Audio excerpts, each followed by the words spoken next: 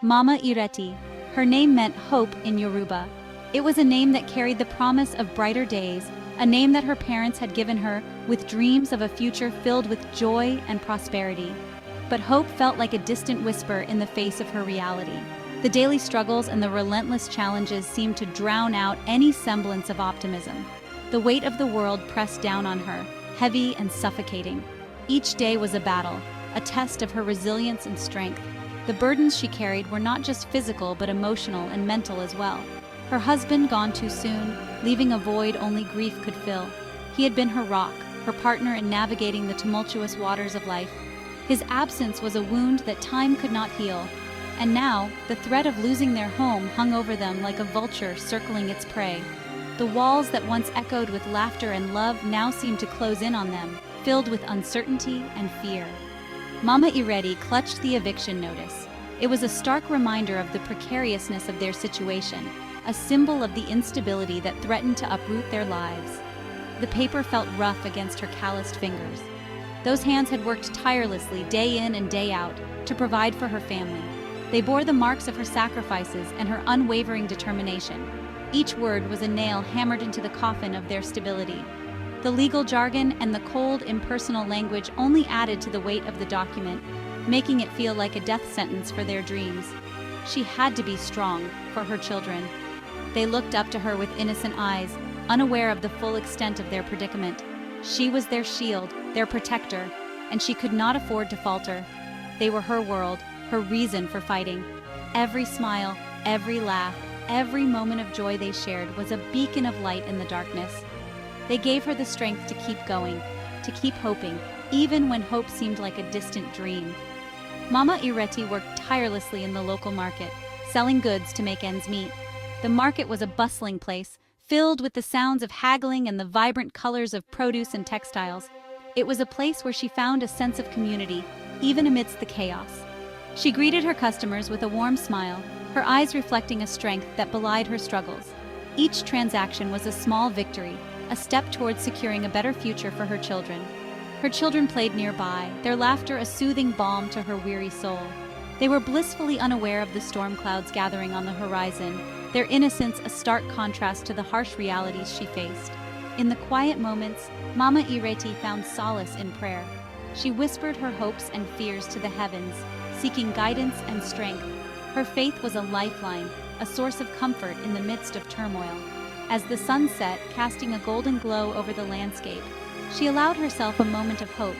The day had been long and arduous, but the promise of a new dawn brought with it the possibility of change.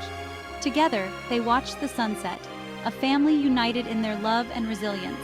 The weight of the world was heavy, but Mama Ireti knew that as long as they had each other, they could face whatever challenges lay ahead. The faded paint on their small apartment walls seemed to mock her. 3 months behind on rent, landlord tired of excuses. Mama Ireti knew the routine: empty promises, delayed payments, the ever-present fear of homelessness. The eviction notice was a constant reminder of their precarious situation. It sat on their small wooden table, a silent specter at every meal. It was a symbol of their struggle, their fight for survival in the concrete jungle of Lagos. Daniel, her eldest, was a bright spark. He was the beacon of hope in their family, a young man with a mind full of dreams and a heart full of ambition. His mother often said he was destined for greatness, and Daniel believed it too. He had a natural curiosity about the world, always asking questions, always seeking to understand more. His teachers often praised his intelligence and his dedication to his studies. He had just finished secondary school, his eyes full of dreams. The day he graduated was one of the proudest moments of his life. He held his diploma with a sense of accomplishment, knowing it was a step towards a brighter future. His family celebrated with him. Their joy mingled with the hope that he would be the one to lift them out of poverty. He yearned for university, a chance to break free from the shackles of poverty. He spent hours poring over university brochures, imagining himself walking through the halls of higher education, engaging in intellectual debates, and expanding his horizons. He studied diligently at home, often late into the night, driven by the desire to succeed and make his family proud. But the burden of responsibility weighed heavily on his young shoulders. He was acutely aware of the financial strain his education would place on his family. The cost of tuition, books, and living expenses seemed insurmountable. He often found himself torn between his dreams and the harsh reality of their situation. The weight of his family's expectations and the pressure to succeed sometimes felt overwhelming. He knew their dreams were expensive, and their reality was harsh. The family often gathered in their modest living room to discuss finances, trying to stretch every naira to cover their basic needs. Daniel's mother worked tirelessly, taking on multiple jobs to make ends meet. His siblings also contributed in any way they could, but it was never enough. The constant stress of their financial situation was a heavy burden on all of them. Sade, her daughter, was a whirlwind of energy and defiance.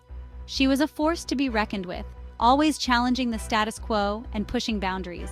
Her vibrant personality and fierce determination were both a source of pride and concern for her family. She had a natural charisma that drew people to her, and she wasn't afraid to speak her mind.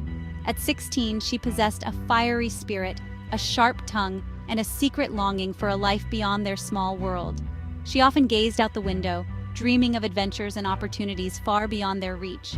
Her determination to create a better future for herself was unwavering, even in the face of adversity. She was determined to break free from the limitations imposed by their circumstances. She felt the frustration of their situation most keenly, her teenage angst amplified by their financial woes. The constant struggle to make ends meet weighed heavily on her, fueling her desire to escape and find a better life. She often clashed with her family, her frustration manifesting in heated arguments and rebellious behavior. Yet, beneath her defiance was a deep love for her family and a desire to see them all succeed. And then there was Kunla, her youngest, his innocent eyes reflecting the pain he couldn't quite comprehend. He was a gentle soul, full of curiosity and wonder. His innocence was a stark contrast to the harsh realities that surrounded them. He often looked to his older siblings for guidance, trying to make sense of the world through their experiences. At 8 years old, he was too young to understand the complexities of their situation, but old enough to feel the undercurrent of anxiety that permeated their lives. He sensed the tension in the air, the worried looks exchanged between his family members, and the hushed conversations about money. Despite his young age, he carried a quiet strength, always offering a smile or a comforting word to his loved ones. His innocence was a source of hope and a reminder of the resilience of the human spirit. A ray of hope pierced the darkness. Daniel had secured a job interview. A prestigious firm, they said. Good pay, they promised. Mama Ireti clung to this hope like a lifeline. It was their only chance, their escape route from the abyss of poverty. The interview was everything to them. It represented a future where education was within reach, where meals were not a luxury, where their dreams could take flight. The pressure was immense, the hope intoxicating. Mama Ireti sat her eldest son down. "Daniel," she began, her voice thick with emotion, "this job, it is our lifeline. You must succeed." Her words, heavy with the weight of their situation, hung in the air. She saw the determination in his eyes, the burden he already carried. "I will, Mama," he replied, his voice resolute. He understood the gravity of the situation, the hopes resting on his young shoulders. He was their only hope, their knight in shining armor. But fate, it seemed, had other plans. Sade, desperate to contribute, to ease their burden, got caught up in a risky scheme. "A quick way to make money," her friend had whispered.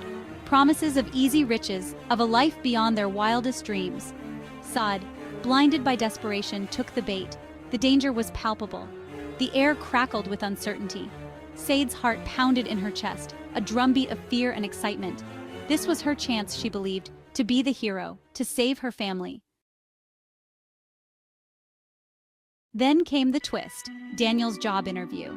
It went well, too well. The offer was beyond their wildest dreams. But there was a catch, a compromise, a moral dilemma that threatened to unravel the very fabric of their being. The weight of the world, it seemed, had shifted onto Daniel's shoulders. He was torn between his conscience and his family's future. The choice was excruciating, the consequences far-reaching. Section 8. Echoes of the Past. As Daniel grappled with his conscience, Mama Ireti found herself haunted by the past. Her husband, a man of unwavering principles, had always warned against shortcuts, against sacrificing integrity for material gain. His words echoed in her ears, a stark reminder of the values they held dear. The memory of her husband, his laughter, his love, was a bittersweet ache in her heart. He was gone, but his spirit, his principles, lived on in her, guiding her through the darkness. Section 9. The Deal. Meanwhile, Sade, emboldened by her initial success, went further down the rabbit hole. The deal, her friend assured her, was simple. A quick exchange, no questions asked. But as the day of the exchange approached, a knot of anxiety tightened in her stomach. The world around her seemed to blur, the city noises fading into a dull roar. Her senses were heightened, every nerve ending on high alert. She felt a growing unease, a sense of foreboding. Section 10. Whispers of Doubt. Doubt gnawed at Sade's resolve. Was this the right thing to do? Was she sacrificing her integrity for a quick fix?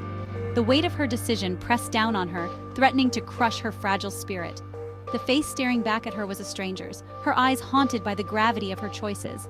She longed for her mother's guidance, her brother's strength, but she was alone, adrift in a sea of uncertainty. Section 11. The storm breaks. As the sun began its descent, casting long shadows across the city, the storm broke. The sky, once a canvas of warm hues, was now dominated by dark, menacing clouds. The city, bathed in the golden light of dusk, braced itself for the impending tempest. The air grew thick with anticipation, the first drops of rain beginning to fall. The rain started to pour over the city streets, transforming the urban landscape into a scene of chaos. Thunder rumbled in the distance, a forewarning of the storm's full fury. The once bustling streets emptied as people sought shelter, the cityscape now a blur of water and light. The storm was not just a meteorological event, it was a harbinger of the turmoil that was about to unfold in the lives of those who called this city home. Daniel, his face pale and drawn, walked through the door. His shoulders were hunched, weighed down by the burdens he carried. Each step he took echoed the inner turmoil that mirrored the storm outside. He had been running from his past, but it seemed that the storm had caught up with him. The safety of his home felt like a fragile illusion, ready to shatter at any moment. His eyes were filled